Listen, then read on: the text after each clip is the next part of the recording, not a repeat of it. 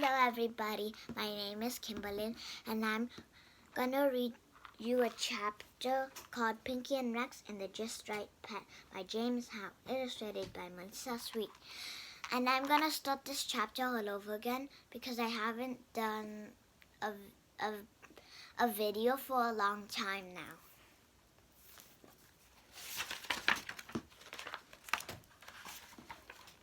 Chapter 1, The Family Meeting. Pinky and Rex were in the middle of playing their favorite board game when Pinky noticed the time. "Oh no," he said, jumping up. "I'm going to be late." Rex glanced at the clock on her bedroom wall. "But if you leave now," she said, "I win."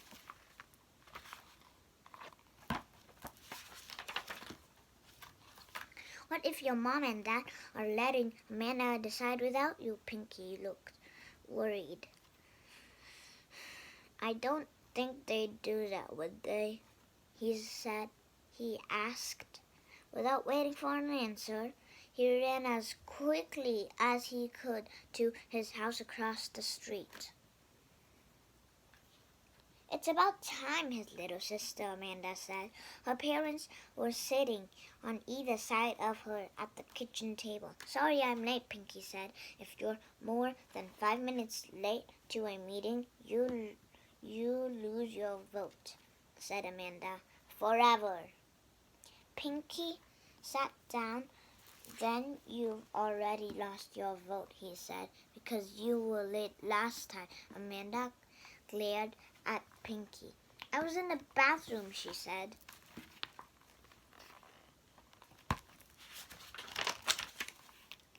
"You were singing in the bathroom. I heard you." "Not fair," said Amanda. "Anyone who listens outside bathroom doors loses his vote." "Does not." "Forever." "No way." "Amanda, Pinky," their mother said firmly. "Enough. We have more important things to talk about, and everyone gets to vote." "We need to decide once and for all," their father said, "what kind of pet we want." "A dog," Pinky shouted. "A cat," Amanda cried. "A problem," her mother said. "How about a goldfish?" asked their father.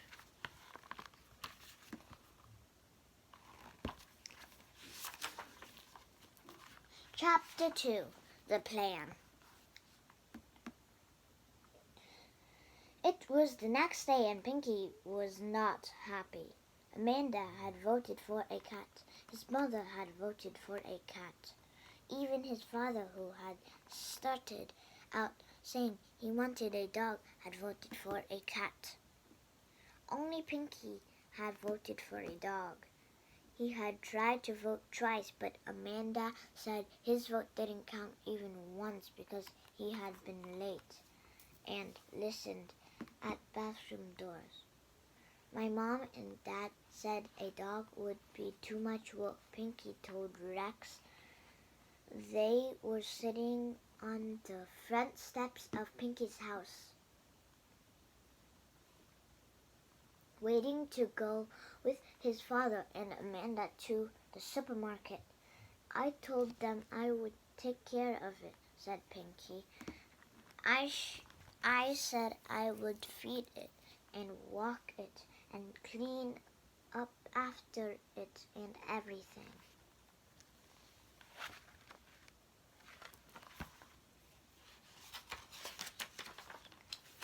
"That sounds fair," Rex said. Pinky shook his head. "That's not what my mom and dad think. They said it wouldn't be fair to expect me to do all that. I'm only 7, they said, but I really want a dog." "Rex, cats are okay, but they don't love you the way dogs do." Rex nodded. "You're right," she said. Pinky leaned toward Rex and whispered. Pinky leaned toward Rex and whispered, "But I have a plan." "What is it?" Rex whispered back. I think my dad really wants a dog more than a cat. So when we go to the animal shelter tomorrow, I'll find a really cute puppy and say, "Hey Dad, look at this." All I have to do is get him to take one little look, and that puppy will be on its way home with me. Rex nodded seriously. "That's a good plan," she said, as Pinky's father and Amanda came out of the house, and Amanda ran past them to the car. Pinky scrambled into the car after Rex. "All I have to do is keep my fingers crossed until tomorrow," he told her softly, "and get Amanda to stop talking about kittens all the time." As the car pulled away, Amanda said, "Another reason kittens are better is that they purr. Dogs don't purr. They don't know how. My kitten is going to purr all the time." Pinky crossed all of his fingers, his thumbs. "Puppy," he said under his breath. "Puppy, puppy." But when his father pulled into a parking spot in front of the supermarket, Pinky knew that even if he could have crossed his toes as well as his fingers and thumbs, nothing was going to bring him luck. "Look," Amanda squealed. "There, right by the front door of the market, sat a girl next to a cardboard box. On the side of the box, it said, 'Free kittens.'" By the time the others reached her, Pinky's little sister was already cuddling a tiny ball of black and white and orange fur. "Look at this, little baby," she said. "Isn't it the cutest thing?" Dad, make Amanda stop," Pinky said. "I'm going to throw up." But Pinky's father didn't hear him. He was too busy looking at the kitten himself.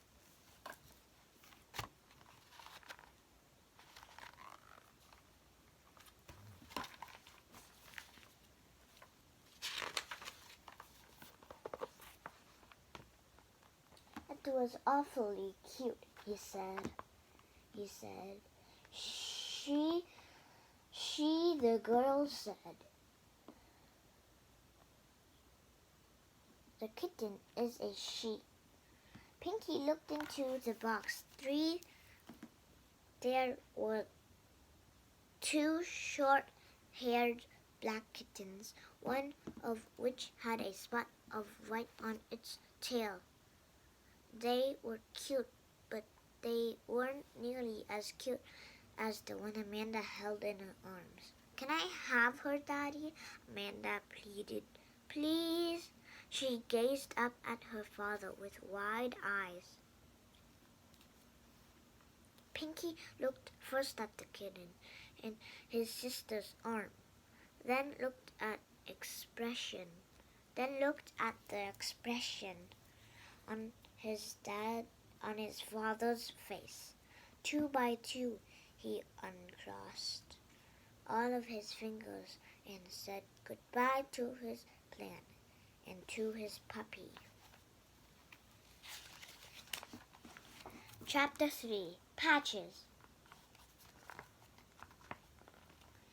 Amanda insisted that the kitten be named Patches. She made a bed for her out of a box, an old pillow, and a towel. "She will love this bed," Amanda down into it. Patches sniffed the towel, meowed, and climbed down.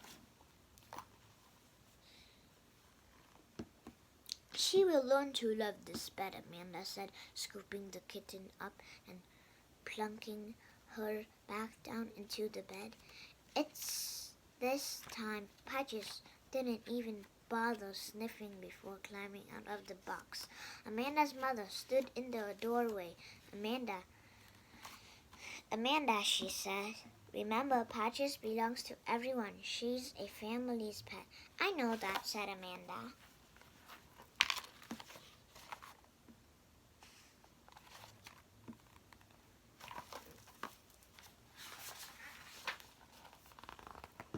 But as soon as her mother left,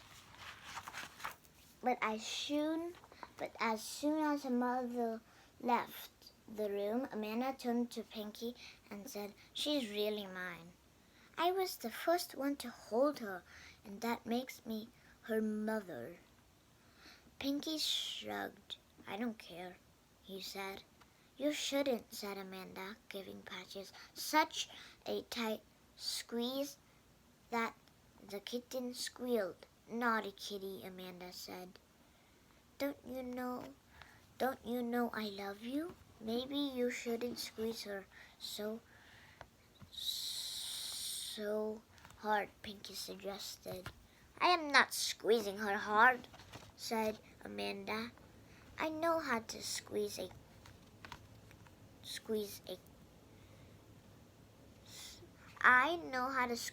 kitten. I am a mother after all.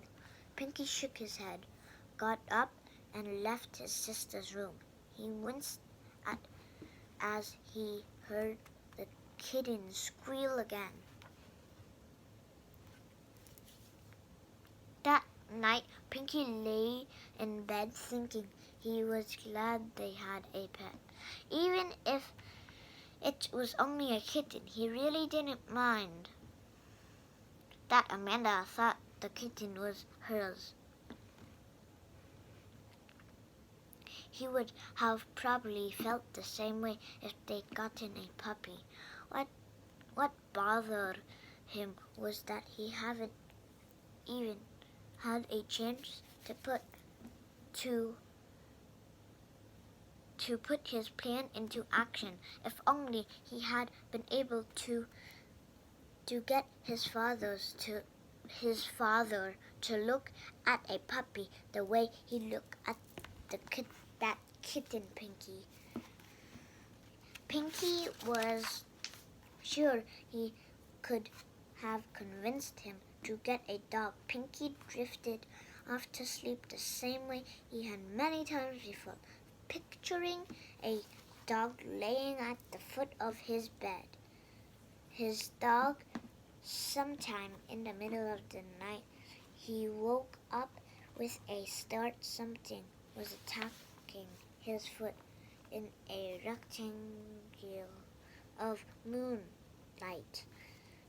He made out what the something was.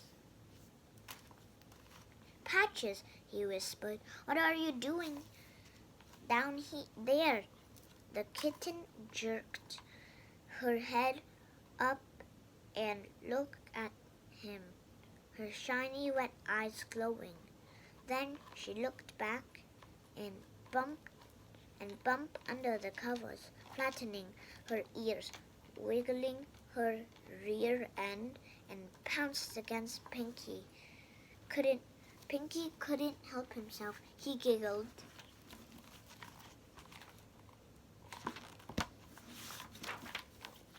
Chapter 4. Pinky's Secret. Every night after that, the same thing happened. Patches would pounce on Pinky's foot. Pinky would wake with a start. The two of them would play until they both got sleepy, and then Patches would curl up in the curve of Pinky's shoulder and neck, purring so loudly that Pinky would have to say, Hey, Patches, how am I supposed to go back to sleep with your motor running right next to my ear? But he always smiled when he said it. At first, Amanda had to be the one to feed Patches, but she got bored quickly. I'll feed her, Pinky said when he saw his father opening the bag of kitten food.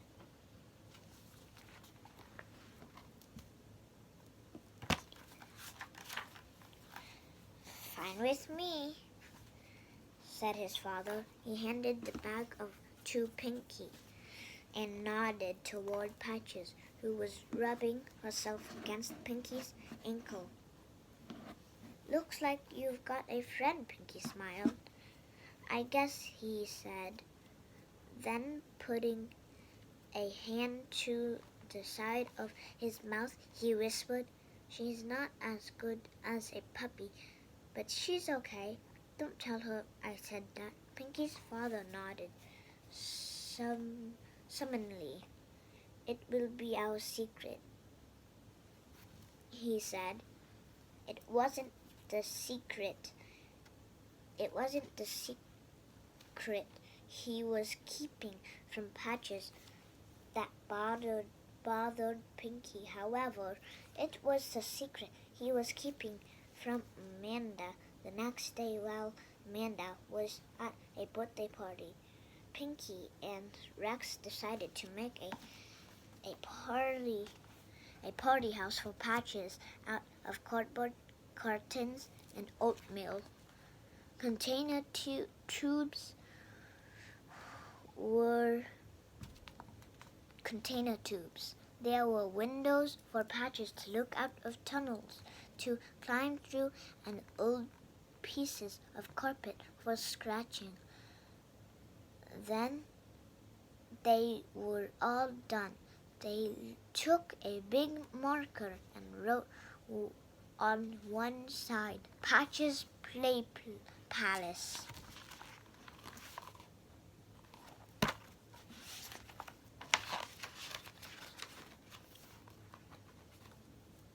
Patches played in her palace for a long time. She loved it. Rex noticed how Patches would play for a while, then run into Pinky for some cuddling before going back to play again.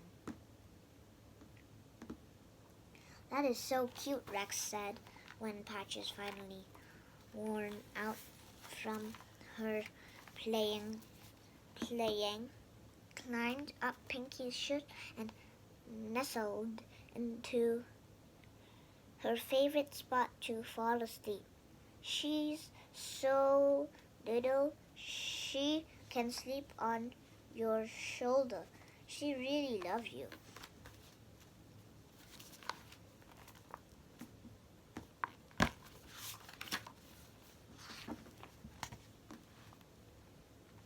Pinky raised his hand and gently stroked the kitten's back. It took him a moment to tell Rex what was bothering him. Amanda thinks that Patches is all hers, but was all hers, he told her. But every night she comes into my room and sleeps in my bed. Amanda doesn't know it's kind of a secret. Maybe Patches just likes you more, Rex said. Maybe, said Pinky, but it isn't fair. Amanda wanted her more than I did. I don't care about a cat. I want a dog. But that night, Pinky realized he was no longer picturing a dog laying at the foot of his bed. He was drifted to sleep. He was picturing Patches curled up next to his ear. He could almost hear her purring.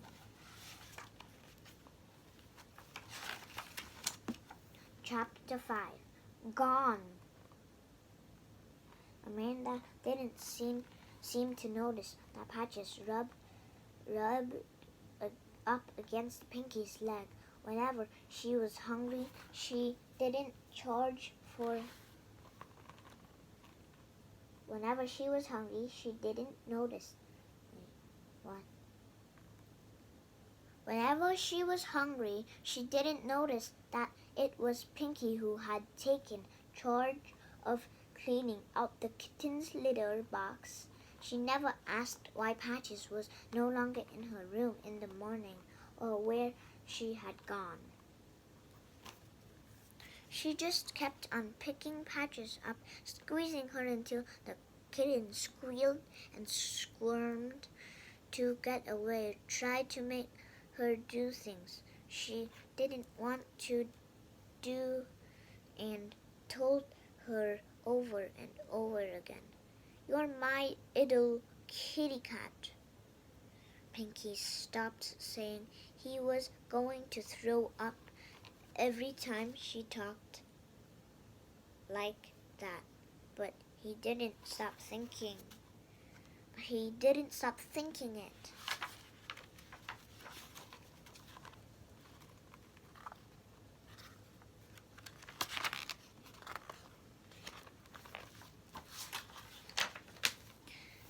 What he did say was, "You're too rough with her, Amanda. Be nice." And Amanda always said, "I am nice." "Pinky, you're just Pinky." "I am nice, Pinky. You're just jealous because she's my cat." "Am not," Pinky would say, but he began to wonder, whose cat is she anyway? "Mom," Pinky said to his mother one day, "I think we would have 2 pets, then Amanda and I could each have one." Pinky's mother didn't say no, and she didn't say yes. She nodded her head slowly and said, "We'll have to think about that one, Pinky." Later, Pinky found Rex in her front yard, throwing a ball up in the air and playing catch with herself. "When I'm a father," he told Rex, "I'm never going to tell my kid. I'll have to think about it." "You know why?" "Why?" Rex said. She had no idea what Pinky was talking about, because thinking about it means no. "Not always," said Rex. "My mom and dad thought about adopting a baby for a long time, and now we have Matthew."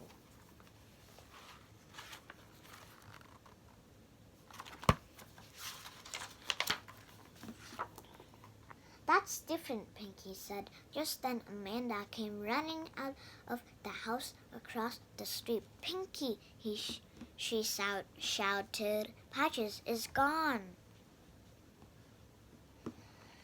Chapter 6. A Pet for Pinky.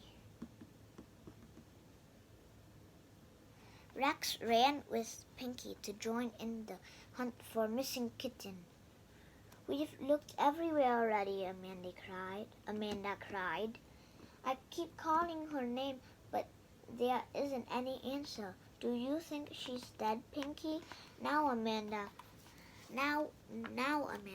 their father said. "You've already asked us that. And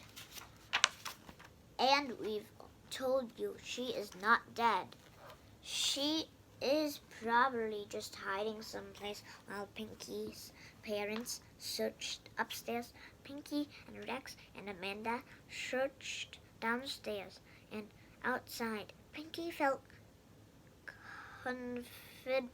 confident he'd find her. After all, he had come to know that kitten pretty well. "Patches, Patches, where are you?" he called, but there was no answer. Hours passed, and until there was no sign of Patches. "She's dead," Amanda wailed as she got ready for bed. "If she doesn't show up by the morning," her father said, "we'll make flyers and put them around town." Amanda's mother went to sit with Amanda while she tried to fall asleep. Pinky went to bed by himself, or so he thought. No sooner had he stretched his legs out under the covers than his foot touched something soft and warm and fuzzy. The something moved.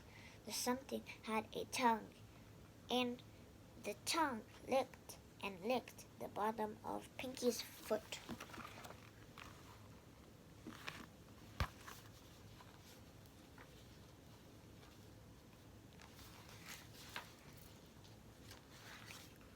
Patches, Pinky cried. He could feel the kitten climbing up his leg over his belly and chest until suddenly there she was, poking her head out from under the covers, her eyes looking right into his. She yawned and then began to give his nose a bath. "Oh, Patches," Pinky said. Amanda and her mother appeared at the door. "We heard you shout," their mother said. "You found her," Amanda cried gleefully. "You found her." She jumped on Pinky's bed and rubbed her face against Patches' fur. "She found me," said Pinky. "You can hear that purring from the next room," said their father, joining them. "So where was she?" "In my bed," said Pinky, turning to the kitten. "He said yes, you were, and you had everybody worried. Didn't you, naughty little kitty-witty?" Amanda said. "I'm going to throw up." Everyone laughed. Pinky's mother sat down on the edge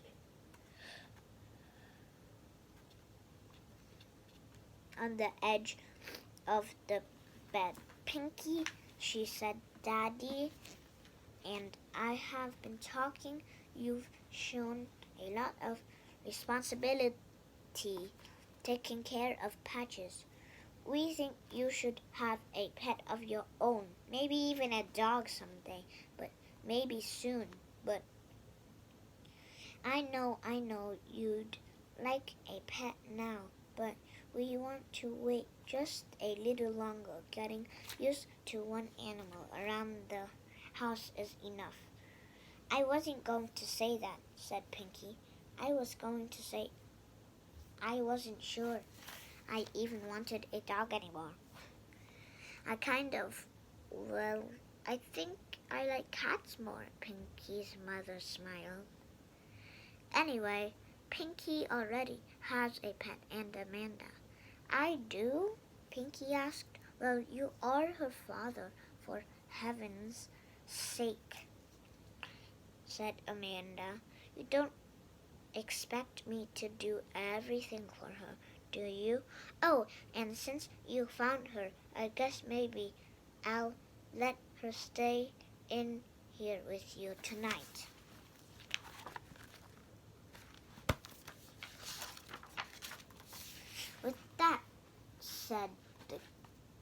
With that said, she kissed Patches on the top of her head and took her mother by the hand and bounced off to her own bedroom. Watching her go, Pinky's father shook his head. "Amanda is full of surprises," he said, "but even she can see how good you are with that kitten, Pinky. Patches, you lucky to have a dad like you."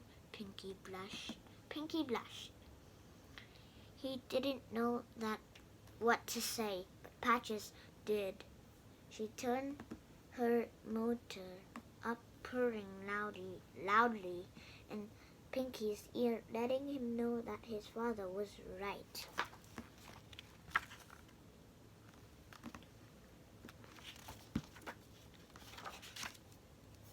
The end. Bye, everybody. See you next time.